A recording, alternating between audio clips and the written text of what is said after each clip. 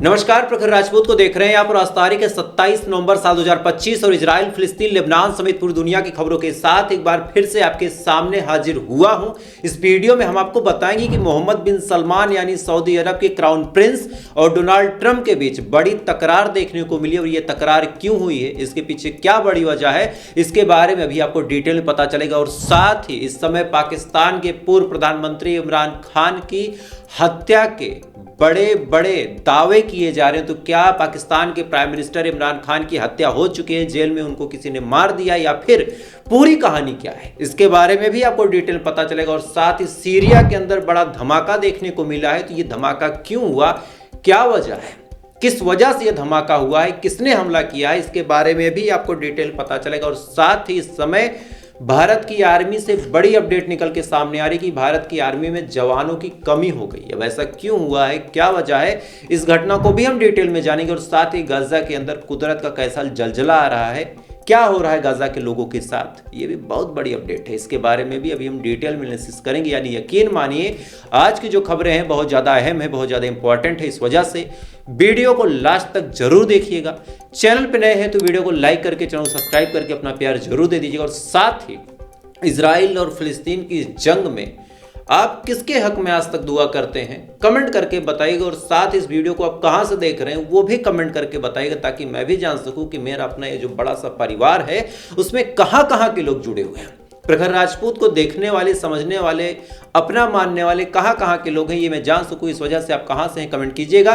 तब तक एक एक करके मैं आपको खबरें बताता हूं। और सबसे पहली खबर अपने पड़ोसी मुल्क पाकिस्तान की बताऊंगा कि पाकिस्तान के अंदर इस समय इमरान खान की हत्या को लेकर आशंकाएं जाहिर की जा रही है। और ऐसा नहीं कि किसी ने फेक खबर उड़ा दी, किसी ने र्यूमर उड़ा दिया, बहुत सारी ऐसी चीजें हैं जिस वजह से अब लोग दावा कर रहे हैं कि शायद इमरान खान की हत्या हो चुकी है। हुआ क्या, मैं आपको डिटेल में बता रहा हूं। दरअसल साल 2023 से ही पाकिस्तान के ex prime minister Imran Khan को जेल में डाल दिया गया है। उनके ऊपर अलग अलग मुकदमे चलाए जा रहे हैं और साथ ही लगातार उनको अलग अलग मामलों में नामजद किया जा रहा है। ये तमाम चीजें लगातार चल ही रही हैं, लेकिन पिछले 3-4 हफ्तों से पाकिस्तान के जो एक्स प्राइम मिनिस्टर हैं यानी जो इमरान खान हैं, उनके घर वालों से भी उनको नहीं मिलने दिया गया।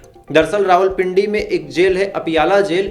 इसी अपियाला जेल में वो बंद है। शुरुआत में उनको मिलने दिया जा रहा था, लेकिन 3 हफ्तों से मिलने नहीं दिया गया। दूसरी बड़ी बात कि हर देश का कानून होता है कि अगर कोई भी क्रिमिनल है, कोई भी प्रिजनर है, अगर उसका वकील उससे मिलना चाहे तो जेल कभी रोक नहीं सकती, लेकिन यहाँ पे वकील को भी नहीं मिलने दिया। और साथ ही सबसे बड़ी बात यह है कि 3 हफ्तों से कहीं से कोई भी इमरान खान की सुरक्षित है, नहीं है, बीमार है, क्या हुआ है, क्या नहीं, तबीयत कैसी है, इन तमाम चीज़ों की कोई जानकारी जब नहीं मिली, तब इमरान खान की जो 3 बहनें हैं, जिनमें से एक का नाम है नूरीन खान, दूसरे का नाम है अलीमा खान, तीसरे का नाम है उज़्मा खान, ये तीनों बहनें पहुंच जाती हैं पाकिस्तान की उस जेल के पास। और जैसे ही ये पहुंचती हैं, इनके साथ मारपीट की गई। बूढ़ी बूढ़ी हैं बेचारी, ऐसा नहीं कि कोई नौजवान बहनें हैं। इमरान खान की उम्र आप देखें तो 60-65 साल उनकी उम्र होगी। सेम उसी हम उम्र में उनकी बहनें भी हैं, कोई 70 है, कोई 75 है, कोई 60 है। ऐसे हाल में उन बहनों के बालों को पकड़ा गया, घसीटा गया, मारा गया, पीटा गया। और ये तमाम चीज़ इस वजह से की गई ताकि इमरान खान से उनकी मुलाकात न हो। तब ऐसे हाल में ये सवाल निकल के सामने आया कि क्या इमरान खान सुरक्षित भी हैं। ऐसा नहीं कि पाकिस्तान में ऐसा पहली बार हुआ है। पाकिस्तान में राजनयिकों को, राजनेताओं को मारने का, कत्ल करने का पुराना रिवाज चल रहा है। इस वजह से लोग डरे हुए हैं और खासकर इमरान खान के जो सपोर्टर हैं, जो समर्थक हैं, वो सड़कों पे उतर गए हैं। किस हिसाब से इस समय पाकिस्तान में इमरान खान को लेकर प्रोटेस्ट हो रहा, आप पहले वीडियो देखें।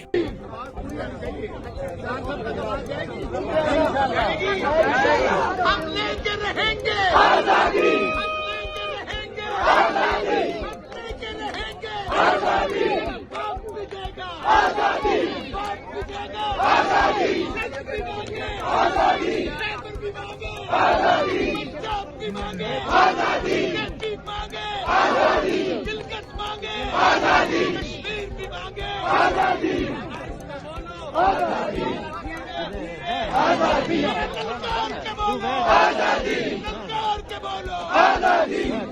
ये कौन भी मांगे। किस हिसाब से प्रोटेस्ट हो रहा आपने देखा, लेकिन अब किस हिसाब से लोग नाराज हैं। और लोगों का एक ही सवाल है कि इमरान खान को आपको जेल में रखना, आप रखिए, कोई खास मैटर नहीं, लेकिन इमरान खान सुरक्षित हैं या फिर नहीं है, कम से कम इसके बारे में एक बार लोगों के सामने उनको ला दिया जाए, लोग देख लें, तो कम से कम लोग आराम और एहतराम के साथ अपने घर में रह सके। इसको लेके भी लोग किस तरह से उग्र हैं, उसका भी वीडियो आप देख लें। हम सारे पाकिस्तानी एक हो रहे हैं, हम एक नेशन और कौम बन रहे हैं। पाकिस्तान के हर पाकिस्तानी की जिम्मेदारी है कि जुल्म के खिलाफ, नाइंसाफी के खिलाफ स्टैंड ले, कोई भी पाकिस्तानी, और किसी भी पाकिस्तानी पर जुल्म हो तो उसका साथ दे। इस वक्त हमें मजलूमों को जालिमों के मुकाबले में इकट्ठे होना होगा। जालिम मुट्ठी पर है, मजलूम पाकिस्तान की सबसे बड़ी ताकत है। ये अगर उठेंगे तो जालिमों को छुपने की जगह नहीं मिलेगी। ये आज इतने बंदे हैं, आप ऐसा करेंगे, पिछले मंगल से आज ज्यादा हैं, अगले मंगल को और ज्यादा होंगे और बढ़ेंगे। इसलिए जरूरी है कि इनका हक दिया जाए, मुलाकात करी जाए खान साहब के साथ। और एक पाकिस्तान का प्राइम मिनिस्टर रह चुका हुआ है, जेल में जो लोग होते हैं उनकी हकूक होते हैं, उनके बाकायदा जेल मैनुअल में लिखा हुआ है, इनकी मैनुअल में मुलाकातें होनी चाहिए। क्यों नहीं कराते? क्यों डरते हैं उससे? क्यों गुफ्तत है उससे? मुलाकातों से डरते हैं, मुलाकातों से गुफ्तत है। मेरे ख्याल में ये डरे हुए लोगों की, बुखलाए हुए लोगों की निशानियां हैं, और अपने अवाम के कहर और गज़ब से बचना चाहिए। पाकिस्तान के अवाम दुनिया की बेहतरीन अवाम है, इतना कुछ करने के बावजूद भी अभी भी वो सारे रिफॉर्म्स की बातें कर रहे हैं, इस्लाहात की बातें कर रहे हैं। इन तमाम वीडियोस में आप साफ तौर पे देख सकते हैं कि इमरान खान को लेके इस समय पाकिस्तान की सियासत काफी गर्म है, और अगर इसको समय रहते पाकिस्तान की सरकार ने कंट्रोल नहीं किया तो आने वाले टाइम में पाकिस्तान के अंदर शायद गृह युद्ध जैसी स्थिति भी आ सकती है। बहरहाल पाकिस्तान की सरकार इसको कंट्रोल करने की कोशिश कर रही है, लेकिन ऐसे हाल में जब इमरान खान का कुछ अता पता नहीं चल रहा, तो चाहे अफगानिस्तान हो, चाहे भारत हो, चाहे पूरी दुनिया की न्यूज एजेंसी हो, हर जगहों पे आपको ये आर्टिकल भर भर के देखने को मिलेंगे कि इस समय पाकिस्तान में इमरान खान की हत्या हो चुकी है। खैर, क्या सच है क्या नहीं, ये तो आने वाला वक्त बताएगा, लेकिन अगली खबर जो निकल के सामने आ रही वो खबर बड़ी चौंकाने वाली है। दरअसल इस समय वाशिंगटन डीसी में मोहम्मद बिन सलमान यानी जो सऊदी के क्राउन प्रिंस हैं और डोनाल्ड ट्रंप मीटिंग कर रहे हैं। शुरुआत में जब सऊदी के प्रिंस MBS यानी मोहम्मद बिन सलमान गए थे तो लोगों के अंदर एक जोश था, एक जुनून था, लोगों के अंदर बड़े बड़े ख्याल आते थे कि शायद अब अरबों की गुलामी अमेरिका करेगा। जा रहे मोहम्मद बिन सलमान वो अमेरिका को झुका के रखेंगे, साथ ही कुछ ऐसी डील हो जाएंगी जिसकी वजह से आने वाले टाइम में इजराइल को ठीक ठाक नुकसान हो जाएगा। ये तमाम कयास लोग लगा रहे थे, लेकिन जब से मोहम्मद बिन सलमान गए हैं तब से अरबों की नाक झुकती चली जा रही। हुआ क्या, मैं आपको डिटेल में बता रहा हूं। दरअसल रिपोर्ट्स ये दावा कर रहे हैं कि मोहम्मद बिन सलमान और ट्रंप के बीच बड़ा बवाल देखने को मिला है, और इस बवाल के पीछे सबसे बड़ी वजह यह है कि ट्रंप का कहना है कि मोहम्मद बिन सलमान अपने ताल्लुकात इजराइल से अच्छे कर लें, इजराइल से अच्छे करने के एवज में जो कुछ उनको चाहिए वो उनको मिल जाएगा। अब ये बात जब ट्रंप ने बोली तब मोहम्मद बिन सलमान ने एक चीज नोटिस की कि पिछले 1 महीने से उनको किस हिसाब से मूर्ख बना के उनका इस्तेमाल किया गया, किस हिसाब से उनको कबाड़ थमा दिया गया F-35 के नाम पे। आने वाले टाइम में वो बड़ा नुकसान है, और आज अगर अपनी मयार को मोहम्मद बिन सलमान ने ऊपर नहीं किया तो शायद सिचुएशन मोहम्मद बिन सलमान के लिए और मुश्किल हो जाएगी, सऊदी अरब के लिए और मुश्किल हो जाएगी। चूंकि जिस टेक्नोलॉजी का F-35 इजराइल के पास है, पहली बात तो गद्दारी करके ट्रंप ने वो टेक्नोलॉजी कहीं से भी, उसके आगे पीछे का भी 1-2 वेरिएंट होता तो चलिए मान लेते हैं कि भाई उसकी रेंज 4000 है, मेरी 3000 है, यहाँ तो 4000 और 400 का मामला आके फंस गया। यानी जो F-35 फाइटर जेट इजराइल के पास है उससे मिलता जुलता भी F-35 इजराइल के अगेंस्ट जाके सऊदी अरब को ट्रंप ने नहीं दिया। और यही बड़ी प्रॉब्लम है इस समय सऊदी अरब की कि वो किस पे भरोसा कर रहा है, क्या कर रहा है, वो डिसाइड नहीं कर पा रहा है। और इसी बात को लेके अब रिपोर्ट्स दावा कर रहे हैं कि मोहम्मद बिन सलमान और ट्रंप के बीच बड़ा झगड़ा, बड़ी कहासुनी हुई है। ट्रंप के खिलाफ जाके क्राउन प्रिंस ने साफ तौर पे कहा कि जब तक इजराइल गाजा में जुल्म सितम नहीं रोकता, जब तक इजराइल गाजा के अंदर 2 स्टेट पॉलिसी को साइन नहीं करता, तब तक हम इजराइल से अपने ताल्लुकात बेहतर नहीं करेंगे। अब ये बात जब आप सुन रहे हैं, सुनने के बाद आपका कलेजा गर्भ से चौड़ा हो गया होगा, आपके जहन में आ गया होगा, देखो अरबों की जमीन पे एक राजा, एक मुस्लिम राजा, उसने गाजा के हक में आवाज उठाई है। लेकिन वहीं आपसे एक सवाल पूछना चाहता हूं कि भाई साहब, एक बात बड़ा सिंपल सा बता दो कि ये तमाम बातें तो ये लोग पहले भी बोल सकते थे। आज अचानक से ऐसा क्या हो गया कि सऊदी अरब ने ट्रंप के मुंह में हाथ डाल के ऐसी बात बोल दी? ध्यान से समझिए, जब तक ये उम्मीद थी कि F-35 हमको अच्छा वाला मिलेगा तब तक तो कोई बात नहीं हुई, कोई दौरा कैंसिल नहीं हुआ। लेकिन जैसे ही ट्रंप ने ये दिखा दिया कि तुम इजराइल के मुकाबले अभी हमारे लिए बाबू छोटे से बच्चे ही हो, तब ये भाई साहब भड़क गए। अब यही बड़ा सवाल निकल के सामने आता कि यही मर्दान की तुम पहले दिखा देते तो शायद गाजा इतना बर्बाद ही ना होता। लेकिन तब तुम अमेरिका की चाट रहे थे। आज अमेरिका ने धोखा दिया, तब तुम अपने आप को इस्लाम का सुरमा बताते हुए कह रहे हो कि भाई इजराइल गाजा में गलत कर रहा, जब तक वो गलत रोकेगा नहीं तब तक हम कुछ कर नहीं सकते। तो ये इनका दोहरा चेहरा है। खैर, इधर ये तमाम चीजें दोस्तों चली रही। इधर बड़ी अपडेट निकल के सामने आ रही गाजा के हवाले से कि गाजा में इस समय कुदरत का ऐसा जलजला आया है, कुदरत ऐसे खेल गाजा में दिखा रही है कि आप भी कंफ्यूज हो जाएंगे कि भैया गाजा वालों की गलती क्या है। गाजा के अंदर लगातार बारिश, लगातार बाढ़ और लगातार ऐसी सिचुएशन गाजा के अंदर दिख रही हैं जिसके बाद गाजा के लोगों की जिंदगी इतनी मुश्किल है कि शायद जो लोग इजराइल के हमलों में बच गए वो हाइपोथर्मिया से ही मर जाएंगे। गाजा में इतनी बारिश हो रही, इतनी ठंडी हवाएं चल रही और गाजा के लोगों के जिस्म पे एक अदना सा कपड़ा नहीं है। ऐसे हाल में अब कयास यही है कि शायद गाजा के लोगों का ऊपर वाला ही मालिक है, लेकिन जिस हिसाब से ऊपर वाला कहर नाजिल कर रहा है शायद वो भी नाराज है।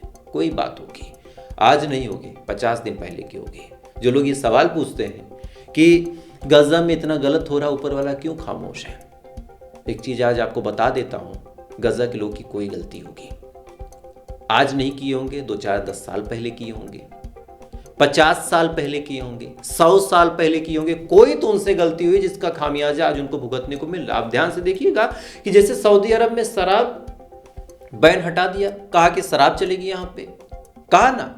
अब शुरुआत में सऊदी एकदम ग्लो कर रहा, सऊदी एकदम टॉप पे, अभी कोई दिक्कत नहीं। लेकिन 100-200 साल बाद जब ऊपर वाले की लाठी पड़ेगी तब हमारे जो आने वाले बच्चे होंगे वो सवाल पूछेंगे कि भाई सऊदी अरब में क्या दिक्कत थी, ऊपर वाला क्यों नाराज है, कुदरत यहां पे ऐसे निजाम क्यों दिखा रहा। आज की गलती 100 साल बाद दिखेगी, इस बात को याद रखिएगा। सेम गाजा की कोई गलती होगी, गाजा के लोगों के, गाजा के जो बड़े बुजुर्ग हैं उनकी कोई गलती होगी, उसका खामियाजा उनके बच्चे भुगत रहे, याद रखिएगा। खैर, इधर ये तमाम चीजें चली रही दोस्तों। इधर बड़ी अपडेट निकल के सामने आ रही कि इजराइल ने मेजर ऑपरेशन वेस्ट बैंक के अंदर लॉन्च किए हैं और यहाँ पे लगातार घरों के अंदर घुस के लगातार इजराइल की जो आर्मी वो तलाशी ले रही है। साथ ही जो वेस्ट बैंक के लोग हैं, जो वेस्ट बैंक के रेजिडेंट्स हैं, उनसे साफ तौर पे ये बात बोल दी गई है कि जब तक ये ऑपरेशन खत्म नहीं होता किसी को भी अंदर आने की ना अनुमति है, ना इजाजत है और ना ही परमिशन है। यानी कोई भी शख्स वेस्ट बैंक का है और उसके आसपास सर्च ऑपरेशन चल रहा है तो कोई आ नहीं सकता। अब ये सर्च ऑपरेशन चाहे 1 दिन चले, चाहे 2 दिन, चाहे 1 महीने, चाहे 10 महीने, डज नॉट मैटर। यहाँ पे फरमान बड़ा साफ है कि आप नहीं आ सकते, आपको आने की कोई अनुमति, कोई परमिशन नहीं है, भले ही आप खुश रहें, भले ही आप नाराज रहें। तो ये इस समय गाजा में और वेस्ट बैंक में इजराइल इस हिसाब से काम कर रहा है और साथ ही अपनी सिक्योरिटी को लेकर किस हिसाब से इजराइल की जो सरकार, इजराइल की जो हुकूमत है कितनी परेशान है, उसका भी आप एक नमूना देख लें कि इजराइल ने एक AI सिस्टम अपने सैनिकों के फोन के अंदर इंस्टॉल करवा दिया है, जिसके तहत वो अपने सैनिकों के, अपने सिपाहियों के फोन को बाकायदा नजर करके मॉनिटर कर रहे हैं। यानी कौन सा सैनिक क्या पोस्ट कर रहा, कौन सा सैनिक फेसबुक पे क्या डाल रहा, इंस्टा पे जो उसने पोस्ट की थी उसमें कोई सेंसिटिव जानकारी तो नहीं दिख गई, उस आदमी के पोस्ट में कोई ऐसी बात तो नहीं मेंशन है जिससे इजराइल की कोई खुफिया जानकारी किसी के हाथ लग जाए। ये तमाम चीजें लगातार इस वजह से हो रही हैं क्योंकि इजराइल को अपने सैनिकों पे भी भरोसा नहीं। इजराइल अपने सैनिकों के फोन पे भी बाकायदा नजर गड़ा के बैठा है, लगातार उनके फोन को चेक कर रहा है कि कहीं कोई भगावत तो नहीं करने वाला, कहीं कोई जंग को छोड़ के भाग तो नहीं जाएगा। अच्छा, अगर फिर से लड़ाई हो गई तो क्या होगा, ये किस हिसाब से पोस्ट कर रहे हैं, कहीं इनके मन में मुसलमानों के प्रति प्यार तो नहीं आ रहा है, कहीं गाजा के अंदर बच्चों को मारते हुए इनके हाथ तो नहीं कांप रहे। ये तमाम चीजें इजराइल चेक कर रहा है और चेक इस वजह से कर रहा ताकि जो थोड़ी सी भी बगावत करने की कोशिश करें, जो गलत के खिलाफ आवाज उठाने की कोशिश करें, उनको वहीं फौरन दबा दिया जाए।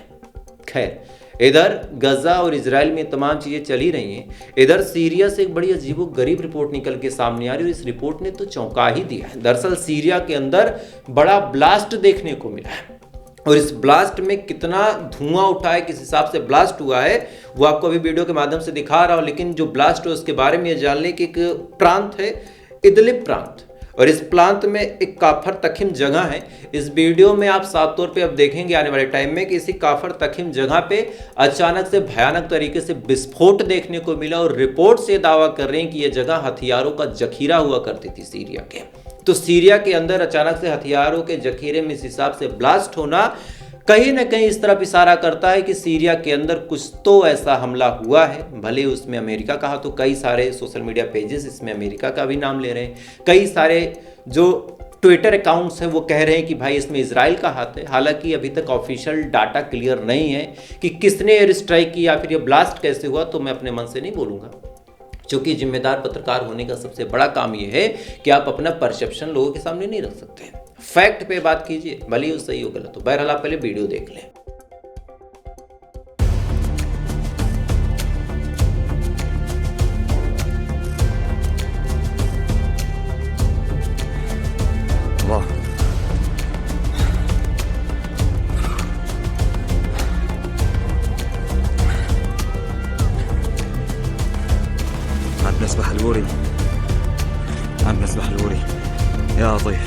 इस वीडियो में आप साफ तौर पे देख सकते हैं कि हाई लेवल एक्सप्लोजन हुआ है। अभी एक्सप्लोजन कैसे हुआ, जैसे इसकी जानकारी क्लियर होगी मैं आपको डिटेल में बता दूंगा। लेकिन इधर चाइना के खिलाफ भी एक देश ने बड़ा बिगुल बचा दिया है, और साथ ही ये ऐलान कर दिया कि चाइना के आगे वो कभी भी नहीं झुकेगा। जी हाँ, इस देश का नाम है ताइवान। ताइवान ने अपने रक्षा बजट यानी डिफेंस बजट में $40 अरब का इजाफा किया, और कहा है कि किसी भी सिचुएशन में हम चाइना के खिलाफ हथियार नहीं डालेंगे। और ये ऐलान बड़ा साफ है कि चाइना अगर ताइवान को इन्वेड करने की, कब्जा करने की, कैप्चर करने की कोशिश करता है, तो उस सूरत हाल में दोस्तों चाइना को बड़ा जवाब ताइवान की तरफ से देखने को मिलेगा। इधर चाइना हमारी जमीन को, हमारे प्रदेश को क्लेम कर रहा है, लेकिन हमारी तैयारी कितनी है आप कमेंट में मुझे बता दीजिएगा। हर चीज में अपने मुंह से क्यों बोलूं, कुछ आप भी बोलो, आप भी इस देश के नागरिक हो। खैर, चाइना इधर ये तमाम चीजें कर रहा है। ताइवान ने $40 अरब का अपना बजट में इजाफा कर दिया। इधर हमारी तरफ से क्या हुआ, चलिए मैं बता भी देता हूं कि हमारे देश में सैनिकों की कमी हो गई है। इस वजह से रिपोर्ट निकल के सामने आ रही है कि अब हर साल अग्निवीर के तहत 1 लाख से ज्यादा जवानों की भर्ती की जाएगी। तो जो लोग अग्निवीर का सपना देख रहे हैं उनके लिए सुनहरा मौका भी है। जो लोग डिफेंस के एक्सपर्ट हैं उनके लिए ये मौका किसी टेंशन से कम नहीं कि भाई 1 लाख हर साल अगर भरे जाएंगे तो मतलब सैनिकों की भारी मात्रा में कमी है क्या। ये तमाम चीजें लोग मेजर करते हैं कि भाई हर साल 1 लाख तो कमी है क्या। खैर, जो भी आपकी राय हो आप भी कमेंट करके मुझे बताइएगा। फिलहाल अभी के लिए बस इतना ही। थोड़ी देर बाद आपसे फिर मुलाकात होगी इजराइल, फिलिस्तीन, लेबनान समेत पूरी दुनिया की खबरों के साथ। तब तक आप अच्छे रहें, खुश रहें, अपना ख्याल रखें, अपने देश का ख्याल रखें। जय हिंद, ऊपर वाला की हिफाज़त।